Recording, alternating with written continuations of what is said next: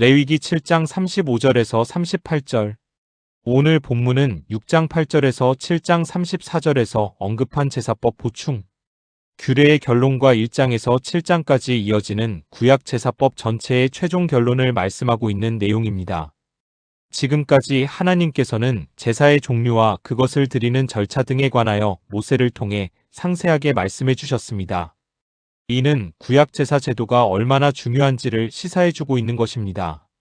하나님께서는 모세에게 각종 제사에 대한 규례를 자세히 가르침으로써 이스라엘 백성들이 당신을 올바르게 섬기며 당신의 백성다운 삶을 영위하도록 하신 것입니다. 그러나 신약 시대에 이르러 이와 같은 구약의 각종 제사 제도는 외형적으로는 폐기된 것이 사실입니다. 그럼에도 불구하고 그 이면에 배어있던 각종 제사의 근본 정신은 여전히 그리스도의 복음을 통해 승화되어 이어져 내려오고 있습니다. 이와 같이 본문에서 말하는 번제는 성도의 헌신과 복종 속에서, 화목제는 구원받은 성도가 정립해야 할 하나님과 이웃, 상호 간의 화평과 친교 속에서, 속죄제와 속건제는 죄를 사해 주시는 하나님의 무한한 은총 속에서 여전히 그 맥을 잇고 있는 것입니다. 이렇게 볼 때 그림자에 불과했던 구약의 각종 제사, 제도나 형식은 오히려 오늘날 그리스도의 복음 안에서 하나의 완연한 실체를 잇고 우리에게 다가오는 것이라고 히브리서 9장 23절에서 28절에 말하고 있는 것을 알 수 있습니다. 7장 35절에서 36절, 이는 여호와의 화제물 중에서 아론에게 돌릴 것과 그의 아들들에게 돌릴 것이니 그들을 세워 여호와의 제사장 직분을 행하게 한 날 곧 그들에게 기름 부은 날에 여호와께서 명령하사 이스라엘 자손 중에서 그들에게 돌리게 하신 것이라. 대대로 영원히 받을 소득이니라. 본문은 대대로 영원히 받을 소득으로 규정하므로 제사장 직분이 한 가문 아론과 그의 아들들에 세습되는 공적 제도로 제정되는 것을 보여줍니다. 이처럼 제사장의 목 규정은 단순한 생계 보장 이상으로 하나님을 위한 중보 사역을 위해 제사장을 사회 경제적으로 분리하고 보호하는 기능을 하는 것으로 알 수 있습니다. 제사장의 분깃은 토지 분배 이전 광야에도 적용되지만 후에 레위 지파가 땅 대신 여호와를 기업으로 받을 것이라는 신명기와 여호수아서의 전통과 연결되어 이해할 수 있습니다. 또한 제사장의 소득을 제물의 일부 흔든 가슴, 넓적다리 등로 정한 것은 성소 경제를 통해 제사장의 삶을 유지하게 하는 구조로 나중에 사사시대와 왕정시대의 제사장 타락을 예방하려는 의도와도 연결해 해석됩니다. 7장 37절에서 38절, 이는 번제와 소제와 속죄제와 속건제와 위임식과 화목제의 규례라. 여호와께서 신의 광야에서 이스라엘 자손에게 그 예물을 여호와께 드리라 명령하신 날에 신의 산에서 이같이 모세에게 명령하셨더라. 본문은 1장에서 7장의 최종 결론이며 다섯 제사를 하나의 묶음으로 제시하며 하나님의 거룩하심과 죄인과의 동행을 위한 전체 시스템임을 보여주는 것입니다. 또한 신의 산에서 모세에게 명하신 것이라라는 표현은 이 제사들이 인간의 종교심이 아니라 언약의 하나님이 주신 계시라는 사실을 재확인하고 있는 것입니다.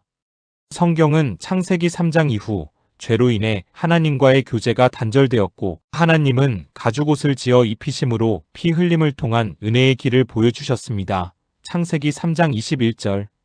이같이 제사 제도는 에덴에서 멀어져간 인류가 다시 하나님과 동행하도록 마련된 언약적 통로로 가능하게 되는 기능을 가지게 된 것입니다.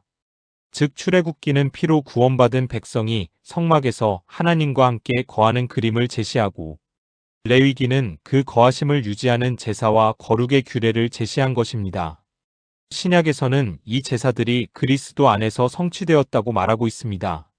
이에 히브리서 10장 10절에서 12절에 그리스도가 번제, 소제, 속죄제, 속건제, 화목제의 실체로 한 번의 제사로 영원히 속죄와 화평을 이루셨다고 말하고 있습니다.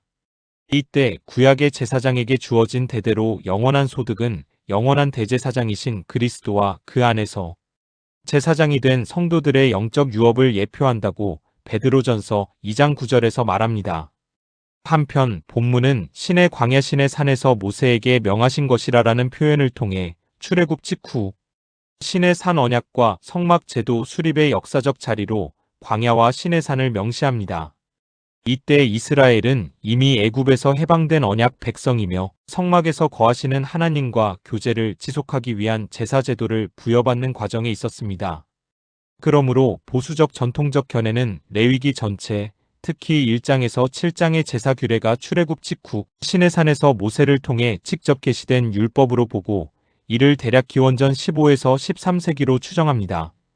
그러나 다수의 현대 학계에서는 레위기 대부분을 제사장 문서피에 속하는 것으로 보고 그 최종 편집을 바벨론 포로기나 포로 귀환 직후 기원전 6에서 5세기로 봅니다. 이에 따르면 본문은 후대 제사장 그룹이 제사장 권리와 제사 제도를 체계화하면서 첨가한 결론적 요약 단락일 가능성이 제기되는 것입니다.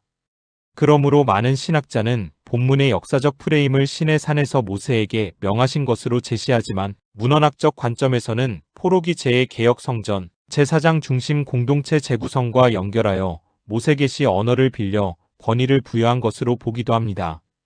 따라서 모세 시대에 한 번에 제정된 법인지 여러 시기 제의 전승을 모아 모세 전승 아래 재편집되어 정리한 것인지가 오늘날 학계 논쟁의 핵심 쟁점 중 하나라고 합니다. 왜냐하면 1장 1절에서 2절에 볼 수 있듯이 회막에서 모세를 부르시고라는 표현이 있기 때문입니다. 그런데 본문은 신의 산에서 모세에게 명령하셨다라고 말씀하셨기 때문입니다. 따라서 본문은 역사적으로는 신의 산 언약과 제사장 제도의 제정이라는 맥락에 뿌리를 두면서 문헌적으로는 제사장 문서피 안에서 제사, 제도와 제사장 계급을 정당화하는 결론적 편집 단락으로 이해하는 견해가 많다고 합니다. 동시에 레위기 1장에서 7장의 구조를 마무리하는 종결부로서 제사의 종류들을 하나로 묶고 신의 산 언약 신학과 연결하는 핵심적 역할을 담당하고 있는 것입니다. 번제는 성도의 헌신과 복종 속에서, 화목제는 구원받은 성도가 정립해야 할 하나님과 이웃, 상호 간의 화평과 친교 속에서, 속죄제와 속건제는 죄를 사해 주시는 하나님의 무한한 은총 속에서 여전히 그 맥을 잇고 있습니다.